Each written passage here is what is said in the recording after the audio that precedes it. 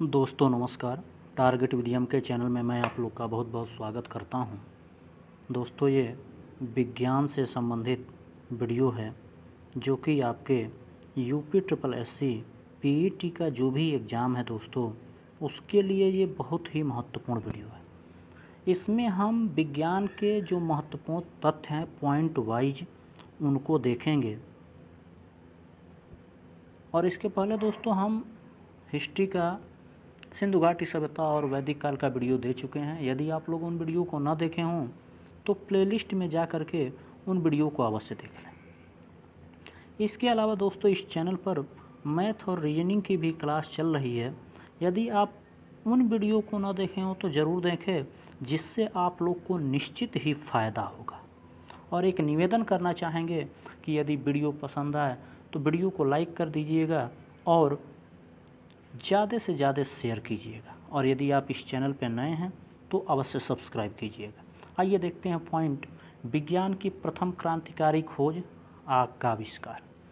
पूरा मानव के विकास को किस आविष्कार ने गति दी? पहिए का आविष्कार। विश्व में प्रथम औद्योगिक क्रांति कहाँ हुई व किन आविष्कारों का इसमें विशेष योगदान था?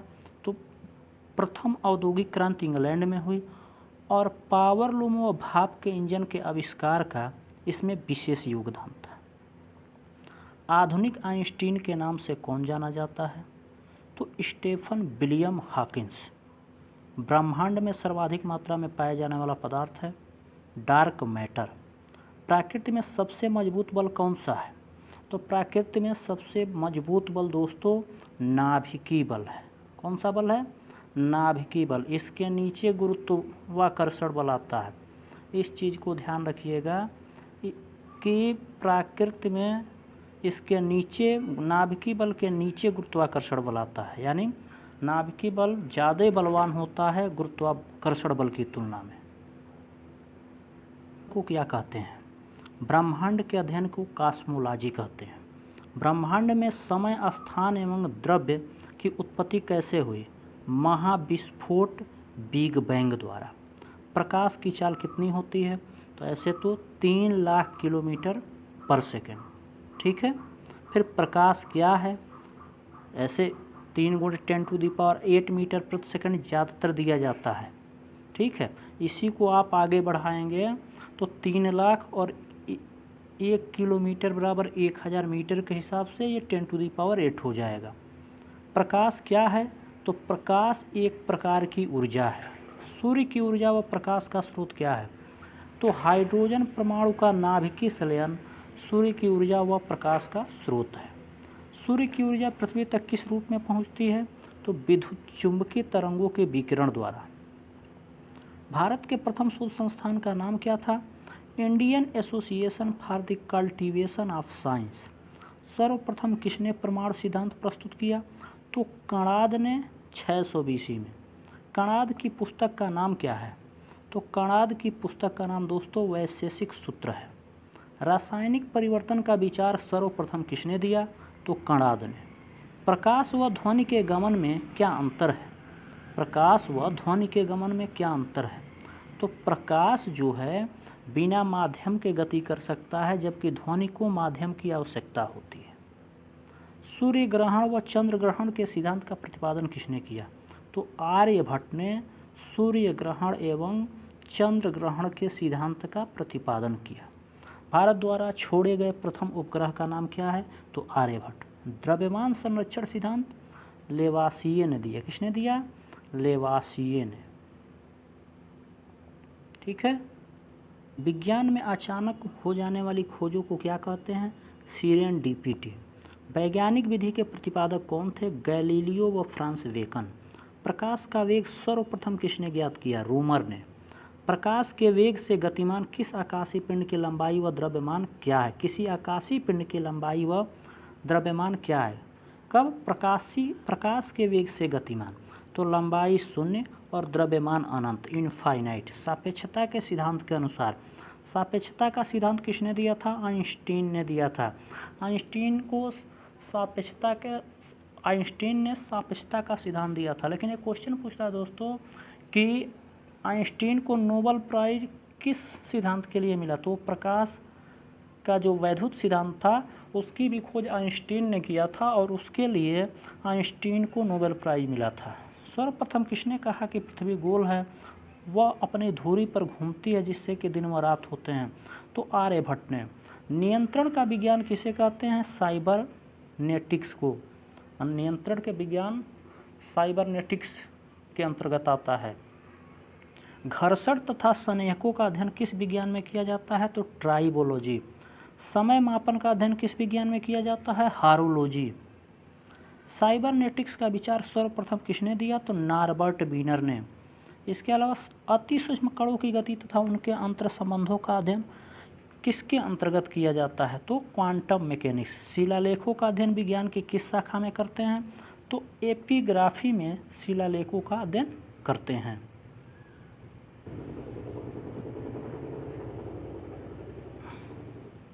भाप इंजन ऊष्मागतिकी के सिद्धांत पर कार्य करता है। भाप इंजन किसके सिद्धांत पर? ऊष्मागतिकी के सिद्धांत पर। परमाणु भट्ठी नाभिकीय विखंडन के सिद्धांत पर कार्य करता है। ठीक है। रेडियो व दूरदर्शन विद्युत चुम्बकीय तरंगों के संचरण के सिद्धांत पर कार्य करते हैं। कंप्यूटर व आंकिक तर्क वैद्युत परिपथ के सिद्धांत पर कार्य करता है। फिर विद्युत जनरेटर विद्युत चुम्बकीय प्रेरण के सिद्धांत पर कार्य करता है। वायुयान बर्नौली के द्रवगतिकी सिद्धांत पर कार्य करता है। ठीक है। वायुयान किसके सिद्धांत पर कार्य करता है? बर्नौली के द्रवगतिकी सिद्धांत पर कार्य करता है। रॉकेट का प्रक्षेपण न्यूटन के गति के सिद्धांत क्रिया प्रतिक्रिया के अनुसार होता है। रॉकेट का प्रक्षेपण न्यूटन के गति के सिद्धांत क्रिया प्रतिक्रिया। जल विद्युत का उत्पादन गुरुत्वीय स्थितिज ऊर्जा व ऊर्जा संरक्षण सिद्धांत के आधार पर विद्युत ऊर्जा में परिवर्तन के सिद्धांत पर होता है।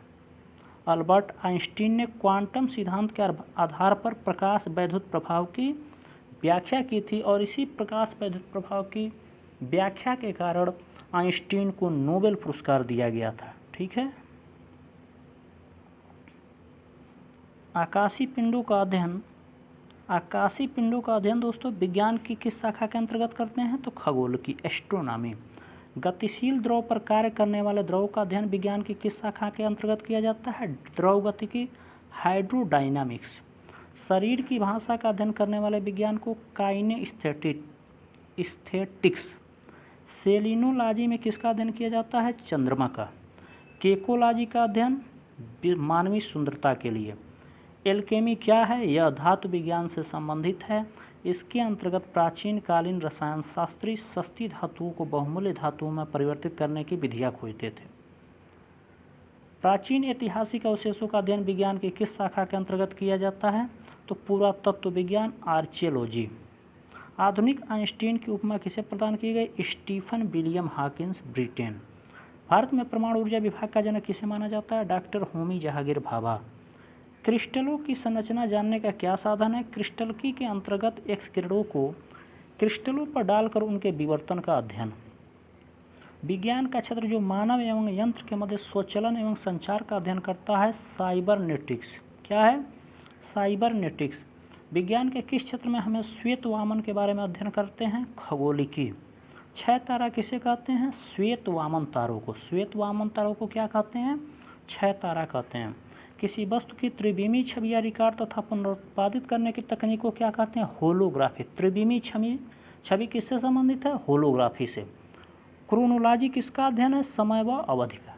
क्रोनोलॉजी समय व अवधि का अध्ययन है। विद्या का जनक कौन था? नागार्जुन। फिर नागार्जुन की पुस्तक का नाम क्या था? रस रत्नाकर। प्राचीन भारत का धातु विज्ञान उन्नत था, इसके प्रमाण क्या हैं? मेहरौली लौह स्तंभ पर की गई पालिश व सुल्तानगंज की महात्मा बुद्ध की 7.5 फीट ऊंची कांस्य प्रतिमा प्राचीन भारत का धातु विज्ञान उन्नत था, इसके प्रमाण हैं। ठीक है। शून्य तथा दशमलव प्रणाली का आविष्कार किसे माना जाता है आविष्कारक? तो आर्यभट्ट को। किस भारतीय सम्राट ने दिल्ली, जयपुर, वाराणसी, उज्जैन एवं मथुरा में वेधशालाएं स्थापित की? सवाई राजा जयसिंह। भारत के राष्ट्रीय मानक bureau national bureau of standards का नाम NIST क्या है? NIST या national institute of standards and technology. किस भारतीय गणितज्ञ विज्ञानी ने संख्या सिद्धांत प्रतिपादित किया? श्रीनिवास अयंगार रामानुजम। मुगल काल में लंबाई के लिए किस मात्रक का प्रयोग किया जाता था? गज। भारत में मैट्रिक प्रणाली का प्रारंभ कब हुआ? 1956। रति किस राशि का मापन करने वाला मात्रक है? द्रव्यमान का। मूल राशियों यथा लंबाई, समय, द्रव्यमान, विद्युत धारा, ताप, ज्योति तीव्रता एवं पदार्थ की मात्रा का निर्धारण माप तौल की अंतर्राष्ट्रीय समिति ने कब किया था? 1960 में। कार्य कौन सी राशि? अदिश राशि या सदिश राशि? तो कार्य अदिश राशि। जिस राशि को बताने के लिए केवल परिमाण की आवश्यकता होती है, दिशा की नहीं, उसे अदिश राशि कहते हैं। और जिसको बताने के लिए परिमाण के साथ दिशा की भी आवश्यकता होती है, उसे सदिश राशि कहते हैं। ठीक है।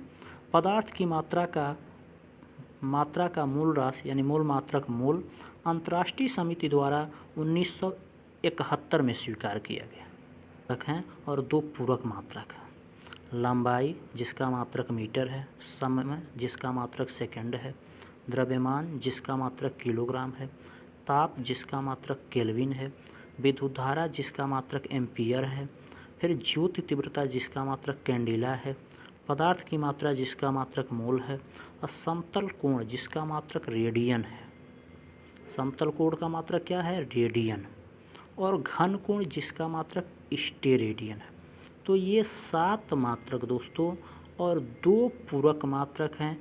एसआई का मतलब होता है इंटरनेशनल सिस्टम रूप है। तो एसआई पद्धति जो है एमकेएस पद्धति का विस्तारित रूप है। किसका रूप है? एमकेएस पद्धति का विस्तारित रूप है। एमकेएस में यम का मतलब जो होता है, एमकेएस में यम का मतलब मीटर होता है, के का मतलब किलोग्राम होता है और यस का मतलब सेकंड होता है। ठीक है। सीजीएस पद्धति का प्रचलन मुख्यतः कहाँ था? तो ये फ्रांस में था। कहाँ था? फ्रांस। सी का मतलब सेंटीमीटर, जी का मतलब ग्राम और यस का मतलब सेकंड।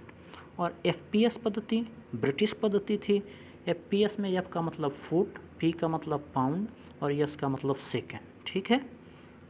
माप तौल के अंतर्राष्ट्रीय कार्यालय का मुख्यालय कहाँ पर है? तो सेवेरेस फ्रांस में है। कुल मूल मात्रकों की संख्या कितनी है?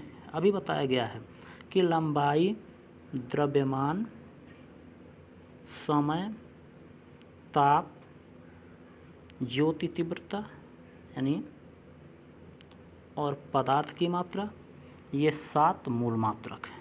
सीजीएस व एफपीएस पद्धति के मात्रकों का अब कम प्रयोग होने के क्या कारण है? एक मात्रक के दूसरे में बदलने के लिए असुविधाजनक गुणकों का होना।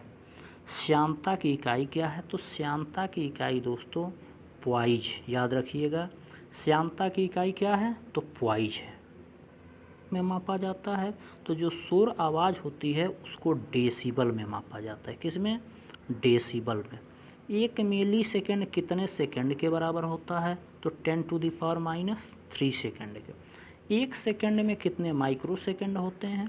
तो 10⁻6 सेकंड। 1 किलोमीटर में कितने सेंटीमीटर होते हैं? सीधी सी बात है कि 1 किलोमीटर बराबर होता है 1000 मीटर और 1 मीटर बराबर 100 सेंटीमीटर। 1000 से 100 में गुणा कर दीजिए तो ये हो जाएगा 1,00,000 सेंटीमीटर। ठीक है। 1 डेसीमीटर को किलोमीटर में व्यक्त कीजिए। तो ये फार्मूला याद कर लीजिएगा, उससे या अभी आएगा, अभी आगे उसमें बता देंगे। भारत में दशमलव प्रणाली कब से प्रारंभ हुई? तो 1 अप्रैल 1957 से 1 अप्रैल 1957 से भारत में दशमलव प्रणाली प्रारंभ हुई। डेका का मतलब 10⁻⁻1 घात, डेका हेक्टो 10⁻² किलो, तो डेका हेक्टो किलो। फिर मेगा का मतलब 10⁻6 घात, गीगा का मतलब 10⁻9 घात, टेरा का मतलब 10⁻12 घात। इसके बाद आगे बढ़ें तो पेंटा मतलब 10⁻15 घात, एक्सा मतलब 10⁻18 घात। अब माइनस में आइए तो देखिए deca, hecto, kilo, mega, giga, tera, penta, exa. अब जब हम माइनस में जाते हैं तो एटो, फेमटो, पीको, यानी एटो मतलब 10⁻−18, फेमटो 10⁻−15, पीको 10⁻−12, नैनो 10⁻−9, माइक्रो 10⁻6। देखिए ये दोनों पूछा गया है यूपीपीसीएस में। फिर मिली 10⁻³ सेंटी 10⁻², डेसी 10⁻⁻1 और 1 एंगस्ट्राम बराबर दोस्तों 10⁻10 मीटर होता है। ठीक है, तो इस चीज़ को आप लोग याद रखिएगा। 1 किमी, अब जो लिखा था उसी को लिख रहे हैं। 1 किलोमीटर बराबर 10 हेक्टोमीटर, 10 हेक्टोमीटर 100 डेकामीटर। ठीक है, वही जो लिखा है, और 10 ये 100, तो इसी को 10 पे स्क्वायर, इसको 10 पे 1 ऐसे लिखा जाता है। ठीक है, आइए नेक्स्ट देखते हैं में कितने लीटर होता है। तो एक बैरल में दोस्तों 159 लीटर होता है। कितने लीटर? 159 लीटर। केरोसिन के अपेक्षित घनत्व की इकाई क्या है? तो घनत्व की कोई इकाई नहीं होती है, ध्यान दीजिएगा, घनत्व की कोई इकाई नहीं होती है, क्योंकि घनत्व का जो दोस्तों फार्मूला होता है क्या होता है? द्रव्यमान बटा आयतन। सॉरी कंफ्यूज हो रहे हैं, देख लीजिएगा आप लोग, घनत्व का फार्मूला ऐसे यही होता है। अब इसके बाद गणना में सहायक गणितीय साधन के रूप में लघु गणक की संकल्पना किसने दी? तो जॉन नेपियर ने लघु गणक की खोज की थी। नैनो तकनीक किससे संबंधित है? तो लघुकरण व परमाणु भौतिकी से। उसके बाद सूर्य से पृथ्वी की दूरी कितनी है? तो लगभग 14.96 करोड़ किलोमीटर। फिर अगला एंगस्ट्राम किस राशि का मात्रक है? तो देखिए एंगस्ट्राम जो है लंबाई का मात्रक है, तरंग दैर्ध्य का मात्रक है, क्योंकि तरंग दैर्ध्य को दोस्तों लंबाई यानी मीटर में ही मापा जाता है, क्योंकि वो एक दूरी ही है। 1 माइक्रोन कितने मिलीमीटर के बराबर होता है? ठीक है, तो 0.001 मिलीमीटर। मेन पॉइंट कि माप की कौन सी इकाई को 0.39 से गुणा करने पर इंच प्राप्त होता है? तो सेंटीमीटर को 0.39 से गुणा करने पर इंच प्राप्त होगा। ठीक है, दूरी के कुछ मात्रक हैं, जैसे एक एस्ट्रोलॉजिकल यूनिट या खगोली इकाई बराबर 1.496 गुणे 10⁻11 मीटर होता है। एक प्रकाश वर्ष बराबर यानी लाइट ईयर बराबर 9.46 गुणे 10⁻15 मीटर होता है। एक पारसेक बराबर 3.084 गुणे 10⁻6 मीटर होता है। पारसेक के बाद एक माइक्रोन बराबर 10⁻⁻6 मीटर होता है, और एक नैनोमीटर बराबर 10⁻⁻9 मीटर होता है। एक एंगस्ट्राम बराबर 10⁻⁻10 मीटर होता है, और एक इंच बराबर 2.54 सेंटीमीटर, और एक सेंटीमीटर बराबर 0.39 इंच होता है। ठीक है, अब देखिए ये सब सवाल, ये सभी पॉइंट जो हैं किसी न किसी एग्जाम में पूछे गए हैं दोस्तों। फर्मी मीटर बराबर 10⁻⁻15 मीटर होता है। एक यार्ड बराबर या गज बराबर 3 फीट होता है। एक गज बराबर 3 फीट होता है, और एक फीट बराबर 12 इंच या 30.48 सेंटीमीटर होता है।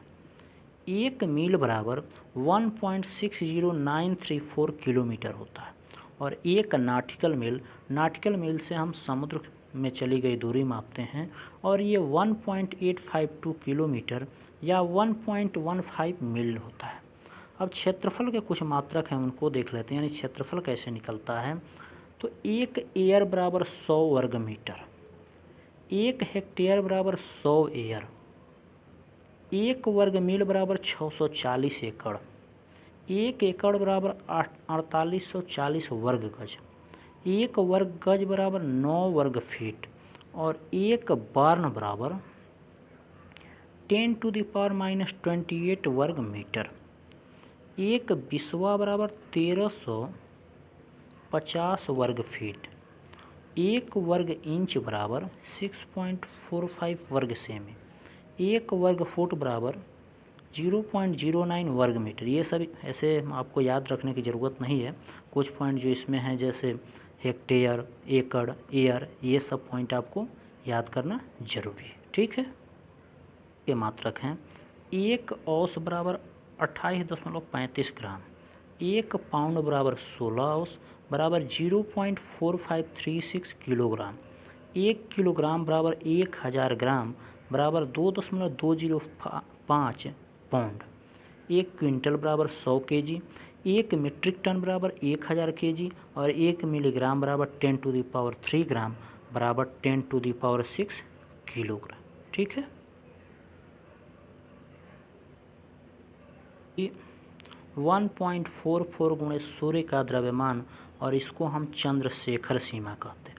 1.44 गुणे सूर्य के द्रव्यमान को हम चंद्रशेखर सीमा कहते हैं और 1 ग्रेन बराबर 64.8 किलोग्राम। समय के कुछ मात्रक हैं। 1 वर्ष में 365 दिन होता है, 12 सौरमास होता है। अधिवर्ष की बात करें तो 366 दिन, एक अधिवर्ष में 366 दिन होता है। एक चंद्रमास में 27.3 दिन होता है, यानी उसको 28 दिन लिखा माना जाता है। एक सूर्यमास में 30 या 31 दिन होता है। एक सप्ताह 7 दिन, ये सब जानते हैं। एक दिन 4 घंटा, ये भी 24 घंटा, ये भी सब जानते हैं। 1 घंटा 60 मिनट, 1 मिनट 60 सेकेंड। 1 मिली सेकेंड बराबर 10⁻³ सेकेंड। 1 नैनो सेकेंड बराबर 10⁻9 सेकेंड। 1 पिको सेकंड बराबर 10⁻12 सेकंड और 1 सौर दिवस बराबर 24 घंटा होता है।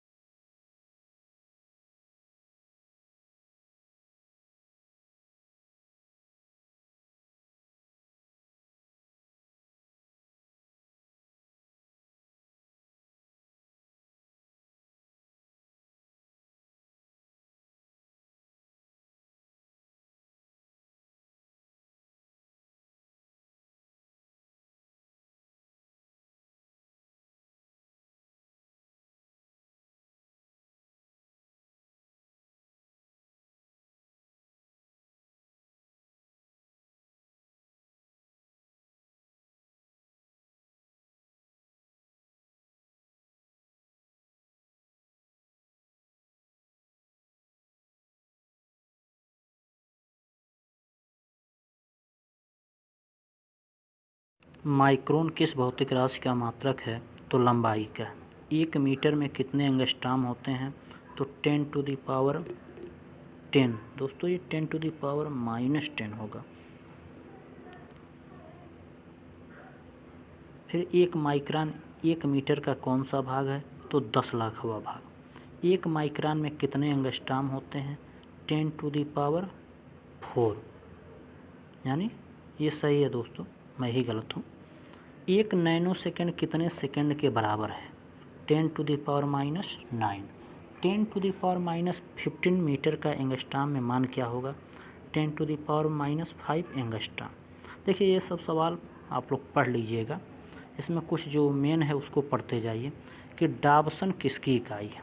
तो डाबसन जो है ओजोन परत को मोटाई नापने की इकाई है। फिर मैक संख्या किस राशि का मात्रक है? उच्च वेग का। ऊष्मा का मात्रक क्या है? कैलोरी।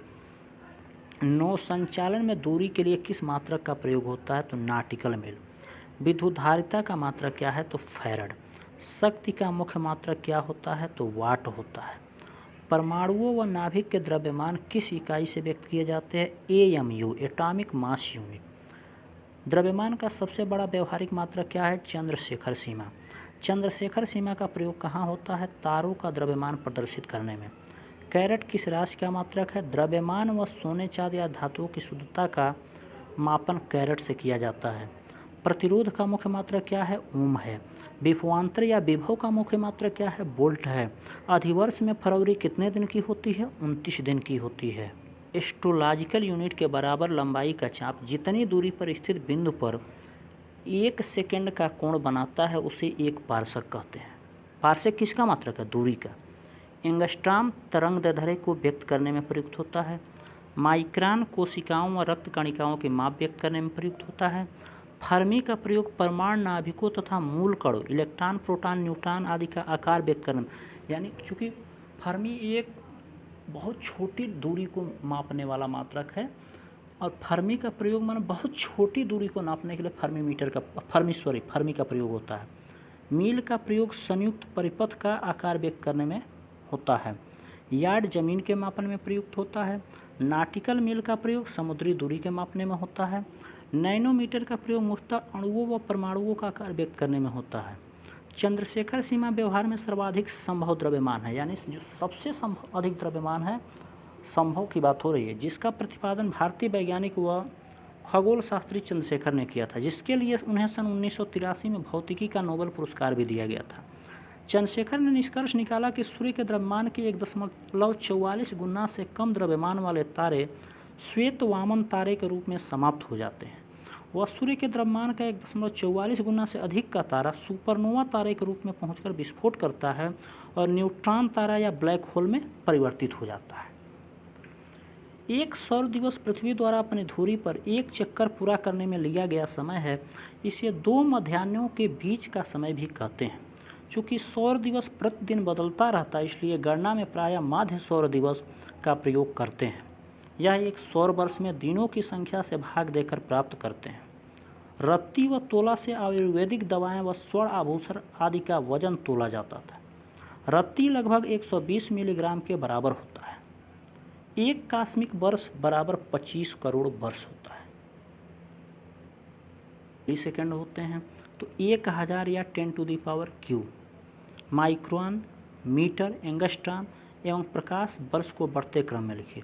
तो सबसे छोटा इसमें एंगस्ट्राम होता है, फिर माइक्रोन होता है, फिर मीटर होता है, फिर प्रकाश वर्ष होता है। तो दोस्तों अब यहाँ से एक चीज़ अब कन्फर्म हो गई कि जो हम अभी बता रहे थे कि 10⁻10 एंगस्ट्राम लिखा और मीटर लिखा था, 1 एंगस्ट्राम बराबर, दोस्तों यहाँ माइनस होता है, इस चीज़ को ध्यान रखिएगा। 1 एंगस्ट्राम बराबर वहाँ पे प्लस नहीं था और उसके नीचे वाला था, इसलिए हम कन्फ्यूज हो गए। तो 1 एंगस्ट्राम बराबर दोस्तों 10⁻⁻10 मीटर होता है। बार किस राशि का मात्रक है? वायुमंडलीय दाब का। एक बार का दाब 1 वर्ग मीटर क्षेत्रफल पर कितना बल लगाएगा? चूँकि एक बार बराबर 10⁵ न्यूटन पर मीटर होता है। माने सूर्य से पृथ्वी तक प्रकाश पहुंचने में कितना समय लगता है? 8 मिनट 16 सेकंड। हर्ट्ज किस राशि का मात्रक है? तो हर्ट्ज जो है आवृत्ति का मात्रक है, यानी आवृत्ति जो है हर्ट्ज द्वारा मापी जाती है। केल्विन किस राशि की इकाई है? परंतु किसी तारे की दूरी नापने के लिए प्रयुक्त यूनिट है प्रकाश वर्ष। क्या कोई ऐसी राशि हो सकती है जो बीमा विहीन व मात्रक विहीन हो? हाँ, जैसे तनाव। तो दोस्तों जैसे आप लोग कोई भी राशि पढ़े होंगे इंटर में, यदि फिजिक्स जो पढ़े होंगे, तो उसमें बीमा के बारे में बताया जाता है। उसमें कुछ राशियाँ हैं, जैसे विकृति होता था, तो ये बीमा विहीन और मात्रक विहीन राशियाँ होती थी। सामर्थ्य में समय की बीमा कितनी होती है, तो बीमा से आप इतना अंदर तक नहीं पूछेगा। दो ऐसी राशियों का नाम बताइए जिनमें एक सदिश व दूसरी अदिश हो, परंतु उनकी बीमा समान। तो बीमा आपसे नहीं पूछेगा। ये चाल और वेग जो हैं दोनों के मात्रक एक ही होते हैं, मीटर पर सेकंड। चाल एक अदिश राशि है जबकि वेग एक सदिश राशि है। क्या सभी नियतांक बीमाहीन होते हैं? क्या कोई ऐसी राशि हो सकती है जिसकी बीमा हो परंतु मात्रक ना हो? नहीं, क्योंकि जब मात्रक होगा तो बीमा उसकी निकलेगी, जब मात्रक नहीं होगा तो बीमा नहीं निकलेगी। ठीक है। प्रकाश वर्ष किसका मात्रक है, तो खगोलीय दूरी का। समुद्र की गहराई प्रायः किससे मापी जाती है, तो फैदोमीटर से मापी जाती है। नाटिकल मील यूनिट का प्रयोग कहाँ होता है, समुद्री दूरी के मापन में नाटिकल मील दूरी का प्रयोग होता है। मात्रक है तो ओजोन परत की मोटाई का। द्रव का आयतन मुख्यतः किसमें मापा जाता है, लीटर में। बहते जल की गति को प्रकट करने के लिए किस मात्रक का प्रयोग करते हैं, क्यूसेक, क्यूबिक फीट प्रति सेकंड। कंप्यूटर में डाटा संग्रहण क्षमता का मात्रक क्या है, byte, kilobyte, megabyte, terabyte, gigabyte. फिर 10 सेमी लंबे, ये आपका क्वेश्चन नहीं है। किस ताप पर सेल्सियस व फ़ारेनहाइट का मान बराबर होता है, तो -40 डिग्री सेल्सियस और -40 डिग्री फ़ारेनहाइट पर इन दोनों का मान बराबर होता है। फिर मानव शरीर का तापमान बहुत important, 98.6 degree Fahrenheit, 37 degree Celsius, 310 kelvin. और जो डॉक्टर का थर्मामीटर होता है दोस्तों, वो फ़ारेनहाइट में आपके टेम्परेचर को बताता है, सेल्सियस में नहीं बताता। इस चीज़ को ध्यान रखिएगा। डिग्री सेंटीग्रेड का नाम क्या है, डिग्री सेल्सियस भी है। परम ताप किसे कहा जाता है, केल्विन पैमाने पर मापा गया ताप परम ताप कहलाता है। एक बार कितने पास्कल दाब के बराबर होता है, 100 किलो पास्कल दाब। थर्म किसका मात्रक है, तो उष्मा का। ध्वनि की प्रबलता का मात्रक क्या है, डेसिबल। सोने की शुद्धता का मात्रक क्या है, कैरेट। एक मैग कितने मीटर प्रति सेकंड के बराबर होता है, तो 340.3 मीटर पर सेकंड। विद्युत प्रतिरोध की इकाई क्या है, ओम। किस मात्रक से कार्य व ऊर्जा दोनों को व्यक्त किया जाता है, जूल। क्योंकि दोस्तों कार्य का भी मात्रक जूल होता है और ऊर्जा का भी मात्रक जूल होता है। ठीक है। शक्ति का मात्रक क्या होता है, तो जूल पर सेकंड या वाट। पास्कल किस राशि का मात्रक है, तो द्रव दाब का। एक पास्कल कितने न्यूटन पर मीटर स्क्वायर के बराबर होता है, 1 न्यूटन पर मीटर स्क्वायर के। किलोवाट घंटा किस राशि का मात्रक है, तो ऊर्जा का मात्रक है। ठीक है। चलिए दोस्तों, इस वीडियो में बस इतना ही। मिलते हैं नेक्स्ट वीडियो में। लेकिन वीडियो ख़त्म करने से पहले दोस्तों आपसे निवेदन करना चाहेंगे कि इस वीडियो को ज़्यादा से ज़्यादा शेयर करें, और यदि आपको वीडियो पसंद आए तो वीडियो को लाइक करें। यदि आपके लिए यूजफुल है तो इसको लाइक अवश्य करें। मिलते हैं दोस्तों नेक्स्ट वीडियो में, तब तक के लिए नमस्कार, जय हिंद दोस्तों।